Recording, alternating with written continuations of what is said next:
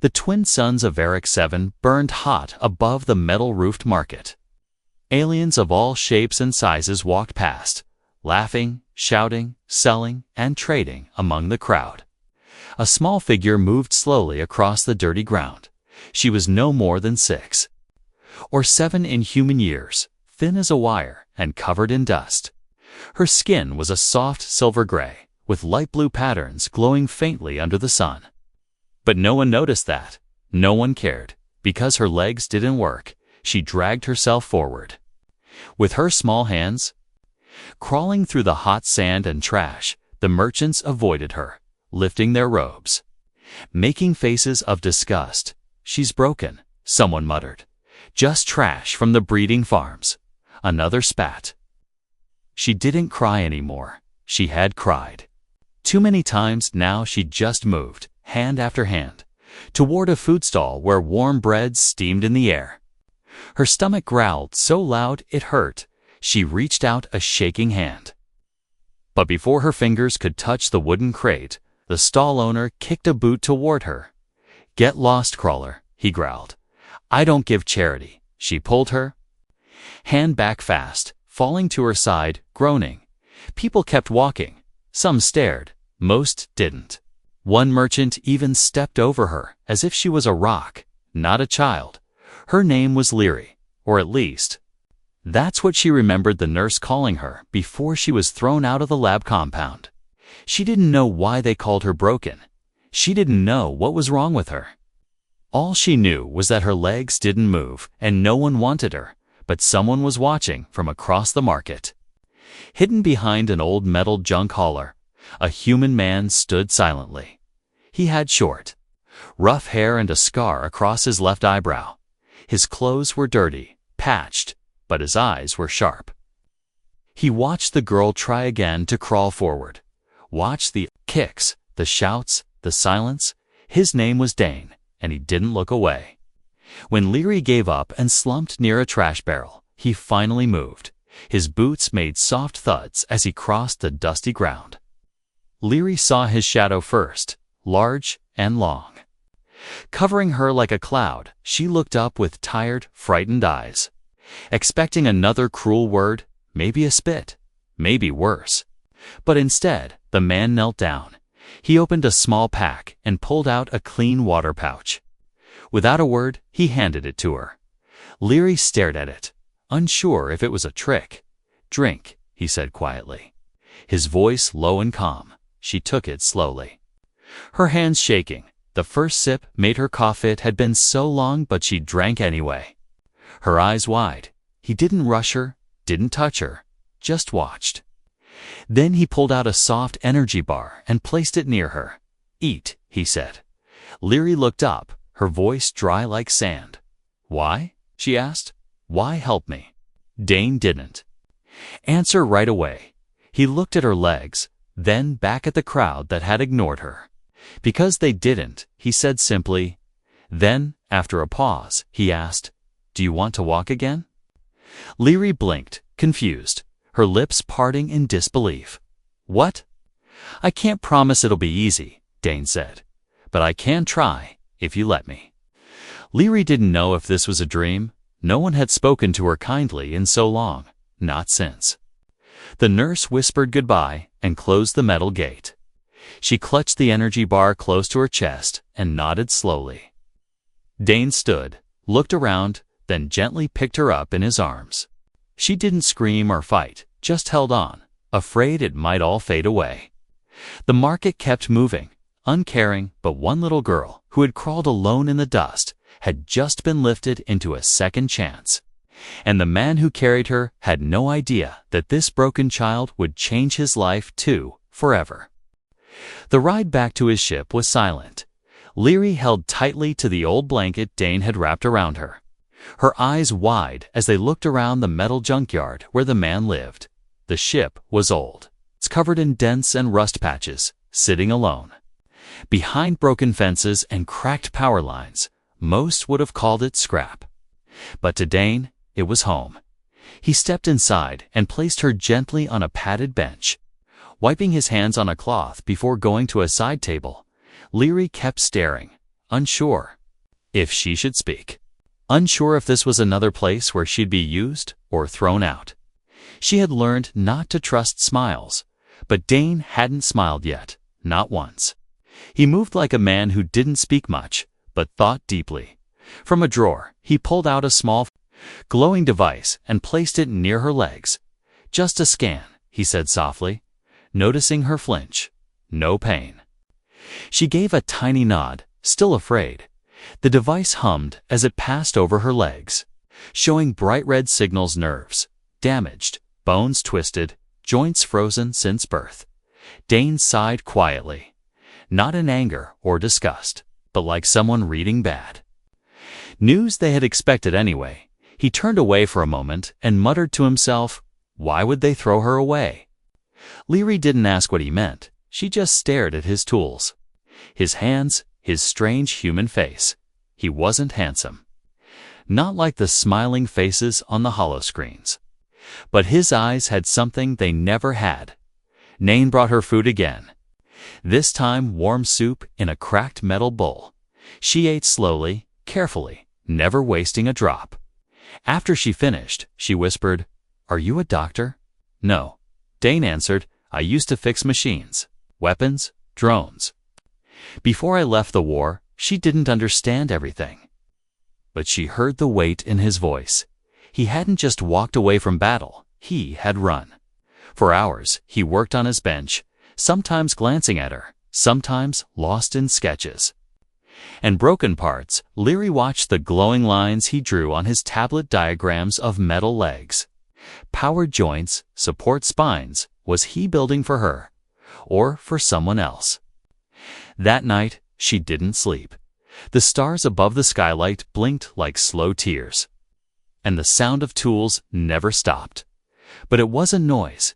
It was something warm, like a lullaby made of clicks and sparks. In the early morning, Dane finally stopped rubbing his tired eyes and walking over with something strange in his hands. Two curved metal legs, thin but strong, with soft padding and small boosters at the base. He knelt beside her, setting them down like they were treasure. "I call them trial boots," he said. "They won't fix everything, but maybe they'll let you stand." Leary looked at them with wide eyes, reaching out slowly, as if scared they might disappear. "Why?" she asked again, her voice small. "Why do you want to help me?" Dane stared at the floor for a long moment, then whispered, "Because I once had a daughter, and no one helped her either." Leary didn't ask what happened. She just nodded, her tiny fingers brushing the edge of the metal in that quiet, dusty room.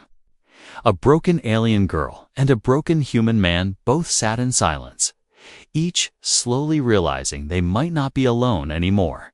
Not this time. And outside, the wind blew softly across the junkyard, as if the stars themselves were holding their breath, waiting to see if she would rise.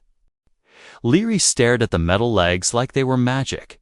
Her small fingers trembled as Dane gently lifted her, placing her in a special seat that held her upright.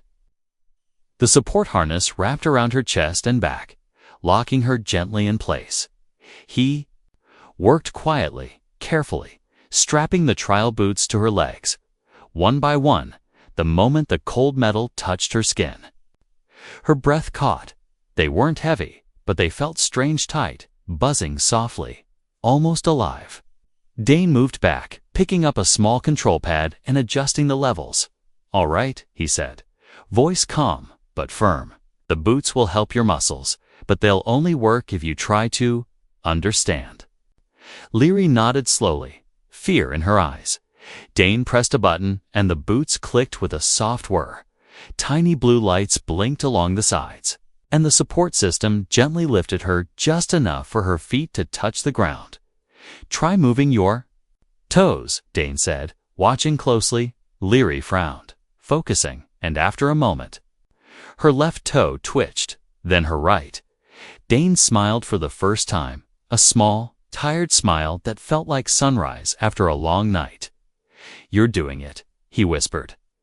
Leary tried to smile too, but her lips quivered. She took a breath, braced herself, and pressed her hands to the armrests of the support chair. Her legs shook, the boots humming louder as they tried to respond to her thoughts. Then, she stood just for a second, maybe two, but it was real. She gasped and leaned forward, her knees locking, the suit catching her before she fell. Her heart pounded in her chest.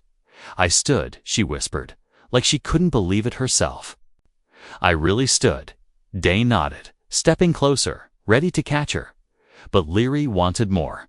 "I want to walk," she said, teeth clenched. "Not yet," Dane warned. "One step at a time." But she didn't listen. She shifted her weight forward. And the suit responded, a soft jolt of motion pushing her leg out. She stumbled, the other leg locking up, and then pain. Her back spasmed, the old injuries in her spine firing like sparks. She cried out and dropped to her knees, the boots deactivating instantly. Dane rushed to her, catching her before she hit the floor. He held her close, gently lowering her back to the seat. "I told you it would hurt," he whispered, wiping the sweat from her forehead. Tears rolled down her cheeks, but not from the pain. "I almost did it," she whispered. "I almost walked." "You did more than that," Dane said softly. "You fought." He carried her to the cot and tucked the blanket around her. Leary looked up at him, heavy with pain and hope. "You think I can walk again someday?" "I don't think," he replied, kneeling beside her. "I know that night." As the wind blew outside the ship and old solar panels creaked in the cold, Dane stayed by her side, adjusting the boot design, rewriting code, scanning every part of her legs again. Leary didn't sleep, but she didn't cry either. Her body hurt, but her heart felt full. For the first time in her life, someone believed in her, and for the first time, she believed in herself too. Tomorrow, she would try again, and this time, she would not fall. 2 nights later, Dane sat in the ship's control room. Staring at an old communication screen, he thought it was off. But a soft beep blinked red in the corner. He leaned forward, frowning, and tapped it. A hidden signal flashed, a short, encrypted message with no sender. Just 3 words. Blinking, asset, still active. His heart stopped for a moment. He hadn't heard those words in years, and he knew exactly who they came from. Dane turned off the screen fast and shut down the transmitter, locking every signal path on the ship, but it was too late. They knew she was alive. In the next room, Leary was trying to stand again with the help of the boots, her hands gripping the bars Dane had set up for practice. She stumbled but didn't cry, her face covered in sweat. She was getting stronger, inch by inch, step by shaky step. Dane watched her for a moment, and walked in and gently touched her shoulder. "You need to rest now," he said. "Just one more try." She begged, panting. "No." His voice was firmer this time. "It's important." Leary looked up, seeing the worry in his eyes for the first time. "What's wrong?" she asked. "Did I break something?" Dane shook his head, sitting down slowly. "There's something I need to tell you," he said. "And I should have said it earlier." He explained everything, how he found her ID code while scanning her injuries, how she wasn't just a child, but a discarded subject from a private genetic lab run by one of the old syndicate houses. She had been made in a lab, tested, trained, then tossed away like trash when she couldn't walk. They had called her a failed project. "They said I was broken," she whispered, tears filling her eyes again. "I always thought maybe it was my fault." "It was never your fault," Dane said softly. "They're the ones who are broken. But if they find me," she asked, her voice shaking, "what will they do?" Dane didn't answer right away. He walked over to a small cabinet and opened it, pulling out a dusty black case. Inside were old weapons, small plasma tools, smoke darts, and one curved blade.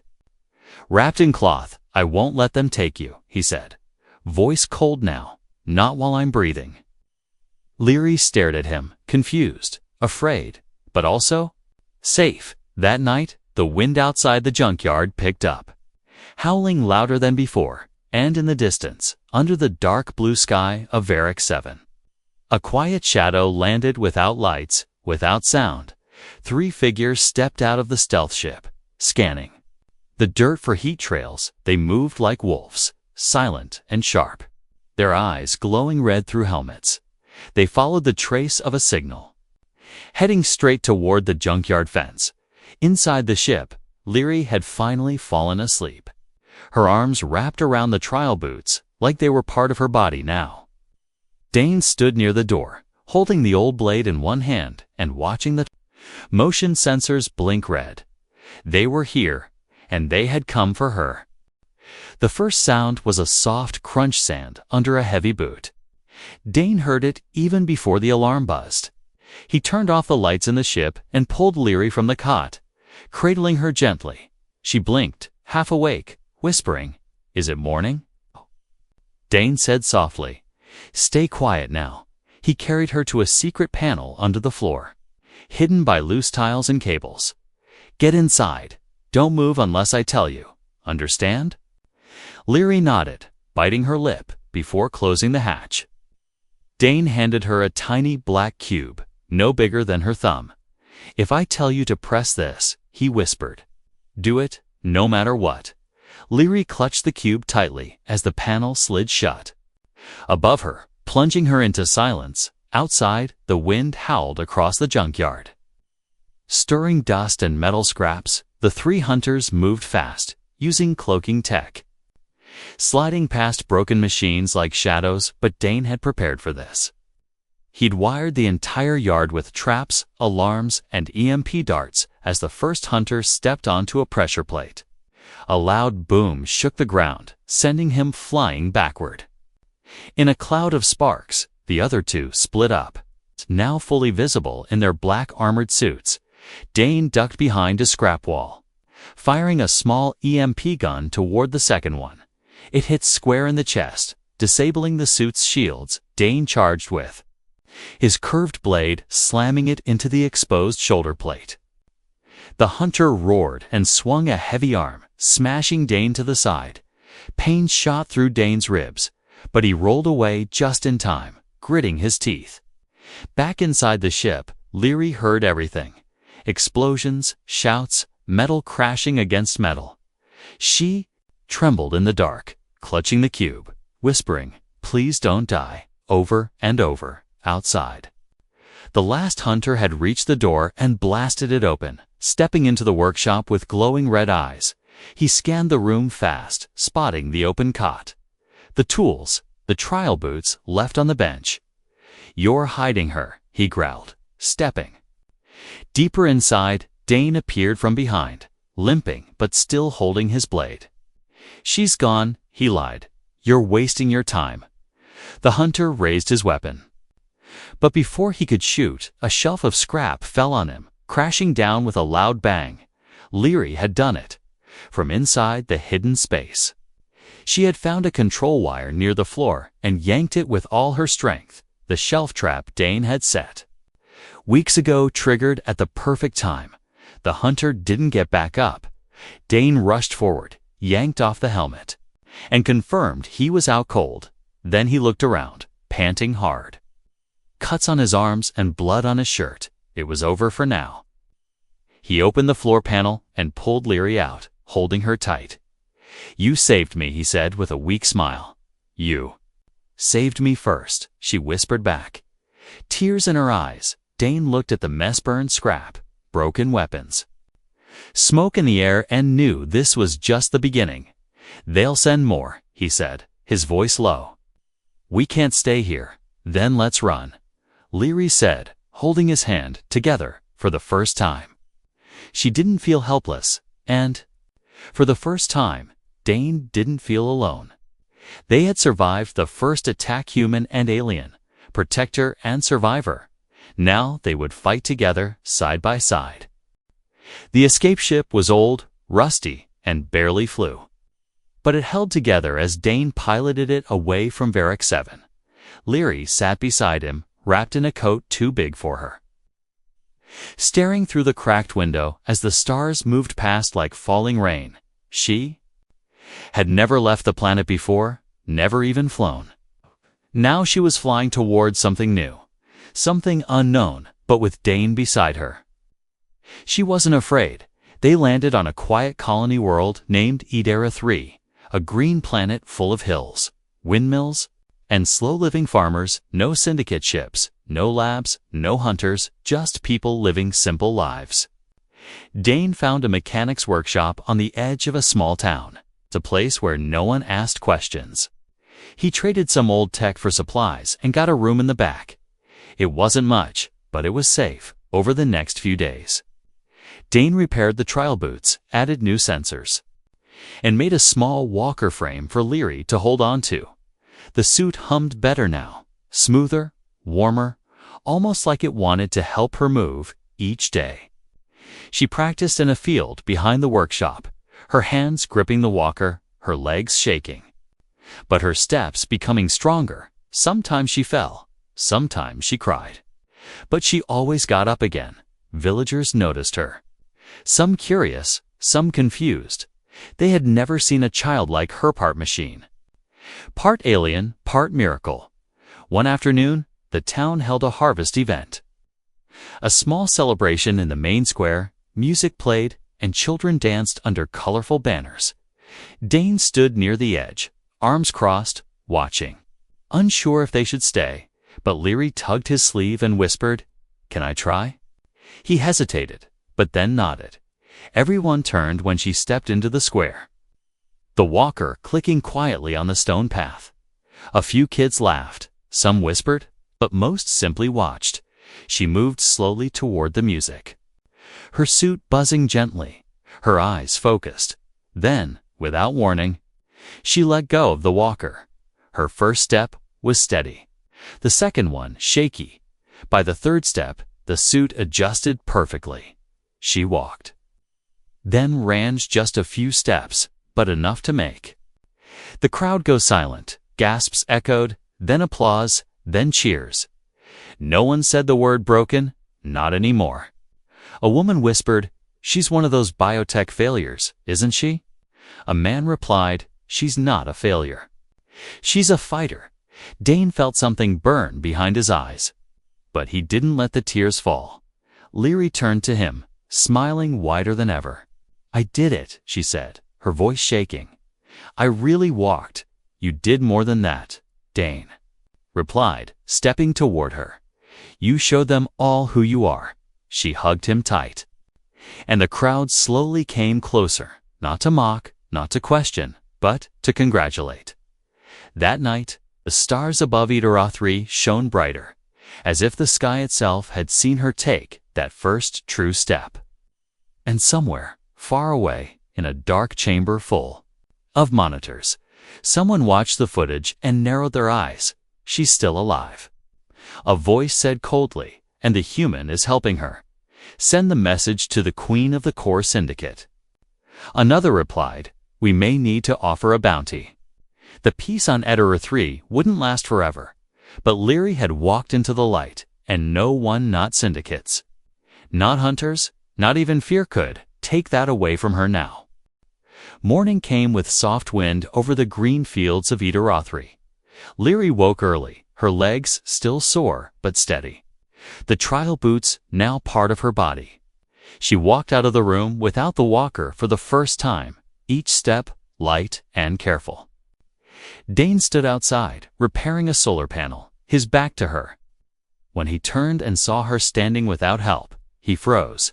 She smiled. "Told you I'd do it," he chuckled, wiping grease from his hands. "You're faster than I planned."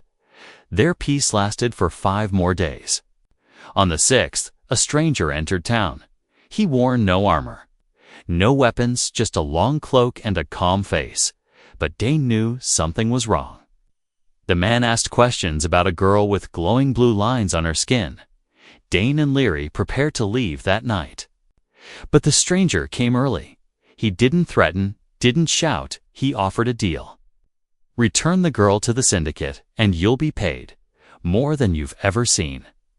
Dane didn't reply with words. He reached for his blade, and the stranger backed away slowly.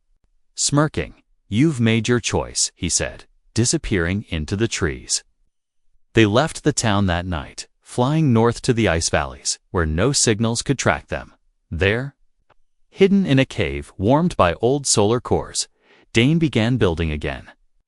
Not just better boots, but a full support system, one that could protect Leary from anything. She helped him now, soldering parts, reading blueprints, laughing when things sparked wrong. They weren't just surviving, they were building a future. One evening, as snow fell outside, Leary sat beside him and asked softly, "What was your daughter's name?"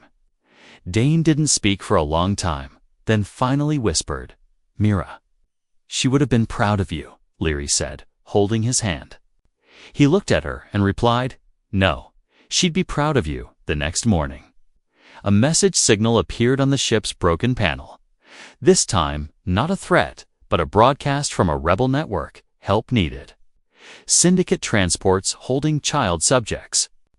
Leary watched the screen, her hands shaking. "They're like me," she whispered, "aren't they?" Dane looked at her, then at the controls, and asked, "You want to help them?" She nodded without fear. Then Dane smiled and powered up the ship. They weren't running anymore. They were fighting back. Leary, once called broken, now walked with strength. And behind her stood a human who gave her more than just a second chance. He gave her purpose, and together they would give others hope. The stars were waiting, and this time they would shine for her forever.